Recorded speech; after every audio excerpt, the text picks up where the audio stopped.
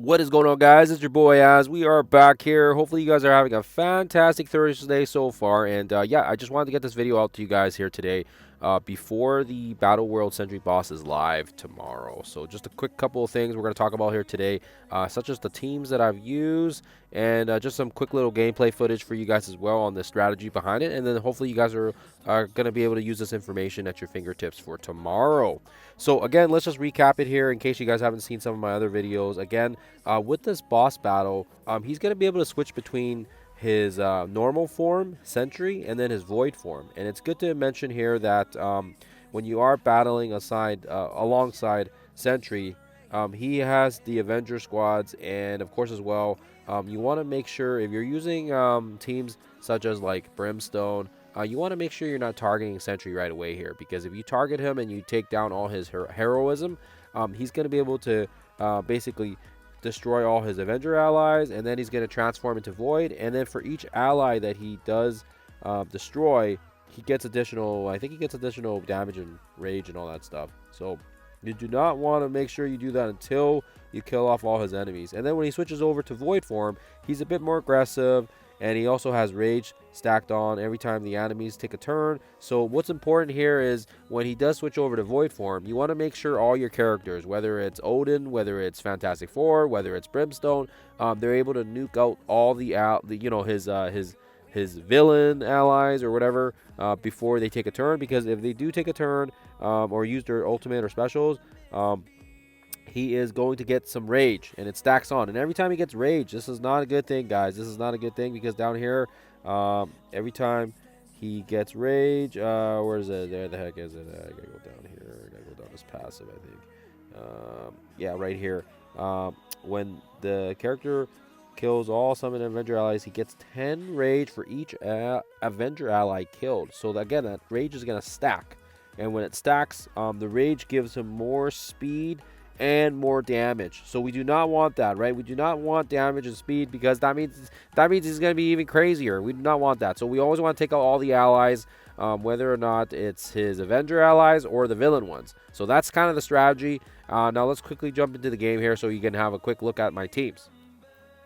So in case you guys haven't seen some of my other footage, we usually have the Brimstone. That's the team that's going to do the most damage. And again, if your Brimstone members are higher than mine, if they're 110, or if wait, that's about it. I don't know if I can do too much, because they're also purple 5 now as well, thanks to my Blue Marvel run. But yeah, if they're 110, they will do more damage. So at least there's that going. You are able to break damage ceilings depending on how big your team is. So again, Brimstone is kind of the first one we use, because they're Brimstone. And of course as well, people used it for Professor Xavier. People use Brimstone in the last BattleWorld. People use Brimstone for a wide array of reasons. I use it on my baby account. They're absolutely insane. That's how you get a baby version of Null and the baby version of Old Man Logan, and unlock a lot of other game modes just because of Daemon. The Brimstone members play less of a role, but more or less Daemon does it all. Now as well, the next best team is this Odin Fantastic 3 with the Mephisto. If you guys don't have the key mythic characters that go along with the Fantastic Four, don't sweat it. You can also kind of slot in like Human Torch. You could also have other characters such as other mythics, like for example Null. Wait, Null's not a mythic, sorry, scratch that. Other like godlike characters like Null. Old Man Logan would be a good slot in here as well. Any Shadow King, just anything, right? Anything, because yeah, the F3 will basically be a solid team all on its own, and then whoever else can help play that supporting role will also be nice. Keep in mind, Retcon and Daring Warriors will be the same thing as Brimstone, where they'll have that additional damage break points, and you'll be able to kind of get through those damage ceilings if you have those two teams. And I think more and more people have been getting Retcon unlocked now. I've seen it in War, and it's been pretty atrocious. So yeah, for sure, if you're one of those guys that have a pretty beefy Retcon team, make sure you use it. Astro, we still use Astro because they were the previous BattleWorld team that we had for Null. And of course as well, they just work so good. They work so good. They do a lot of damage, lots of safeguard, lots of heals, lots of energy. Can't really say enough about this team. They're kind of in my top 3. So these are kind of the top 3 teams. And then these are kind of the ones where if you don't have Astro, if you don't have Brimstone, you can still use some of the key raid teams, right? You can use Vigilantes. They're quite good just because of the heals you get from Daredevil. And if you can switch them to a healer ISO 8, that's going to be nice as well. And of course as well, the team itself is just good because a lot of people have them already unlocked. They have them at tier 20 thanks to Professor Xavier. Maybe people are using them for DD8, DD7, Blue Marvel, like you name it. You name it. Same thing, if you're talking about Vigilante, you also got to talk about the Insidious 6. Same sort of dealio, raid team. And now with the completion of Dark Dimension 9, people have brought these guys even further. So they're still kind of the go-to team, at least until they figure out what the new team is. And it could potentially be in Chapter 2 when they have the Spider-Man No Way Spider-Man Brand New Day, I think. I was gonna say No Way Home, but that's the old movie. Sorry guys. So yeah, Insidious 6, like I said, is kind of similar, like I said, to Vigilantes. And if you don't have either of those teams, you could always, like I said, stick with your Daring Warriors. Mine is garbage, so I have them there. And then of course there's some other ones there, but yeah, I kind of stuck my Phoenix with Professor X and Old Man Logan just because they were kind of like a mutant team, and I used Deadpool because Deadpool was also kind of retcon-ish.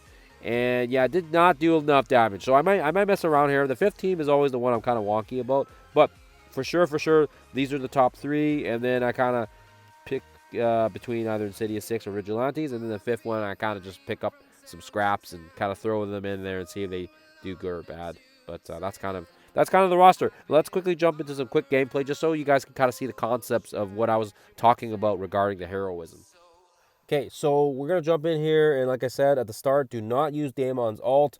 Save it. There is another mod that's active as well here on the BattleWorld, where if you keep Sentry alive long enough, when he attacks, look, watch his health. He's going to get hit by us, and we have barrier ISO 8s on everybody as well here to kind of sustain their health a bit more. But yeah, we do not target Sentry because we want to take out all his allies before we can clear his heroism.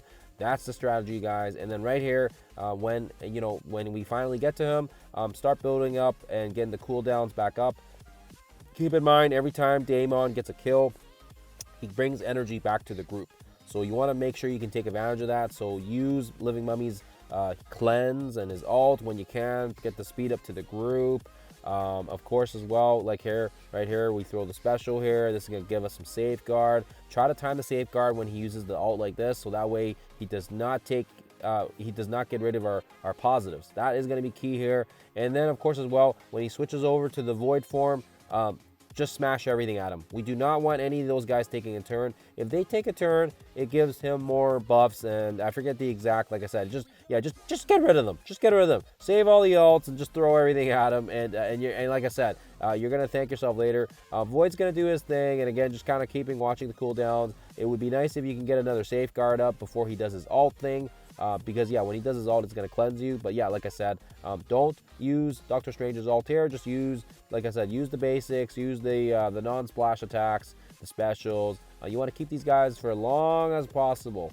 Take your time with it, right? The faster he switches form, the more rage he gets, right? Every time he switches forms, he gets more rage back, right? Every time he switches, he gets stronger and faster, and it's just going to keep piling up here until he one-shots us. So I think you guys get it here. So once we take care of Hawkeye, we're going to throw the special again so we get safeguard. So that way when he switches over to Sentry, or sorry, from Void, then if he does his ult, we do have a little bit of safeguard protection as well here. It is a strategy, and you got to watch it. So again, we weren't able to, we weren't able to prevent the negative on Daemon, but nonetheless, it was fine because the other 3 still had safeguard. And again, right here, we'll throw the ult and get some rid of these guys here before they can take a turn. Daemon's going to throw his ult here. He's going to get a double tap action for extra damage. So hopefully that makes sense. Let's quickly jump to the damage part so you guys can see how much damage it did.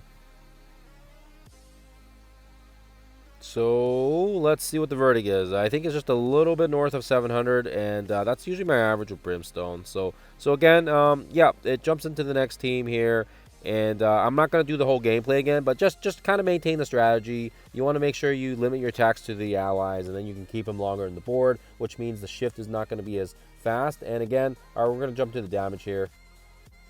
So This one, we almost make it right to the end here with a second left. And yeah, the F3 Odin is such a great team as well here. They're pretty much on par with the Brimstone in terms of damage. And again, same strategy. Just try to keep Sentry in there for as long as possible. The last one we'll just show as an example is this Astral team. Again, really doesn't matter. You can go for Sentry if you're not with Astral. I find Astral is kind of funny. You can literally just auto with Astral, and it seems to work just fine.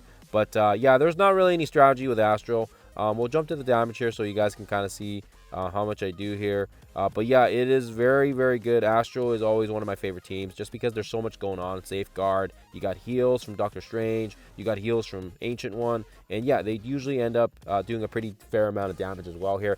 Not as much as the other ones, but still a fair amount that I would say is a good attack attempt. And there you guys have it. That is kind of the quick gameplay and the strategy for Sentry. And I do wish you guys all luck here in hopefully getting your, hopefully you get your shards on him. Again, he is an absolute monster. I love him in terms of, I don't play Crucible all that much. And I sometimes, I try to get a little more serious. But lately, I've just been so busy on the weekends with all the kids stuff and whatever. But if you guys are able to get them unlocked, congratulations. And of course as well, even if you don't have the resources to build them up or the gold, just keep in mind here, you only need him at level 64 so that he can maximize canceling speed, the speed slow, and of course speed bar, and he'll be able to do a lot of work for you even at level 64 in Cosmic Crucible. Other than that, guys, I hope this was helpful. Do let me know in the comments below if you guys have any one-hit wonder teams that you guys want to share with me, and the damage as well, if you're open to that. Other than that, I hope this was helpful. And yes, I wish you guys all the best here in terms of your BattleWorld Sentry Boss fight tomorrow. Other than that, guys, thank you for watching. Thank you for tuning in as always, and I will see you guys in the next one.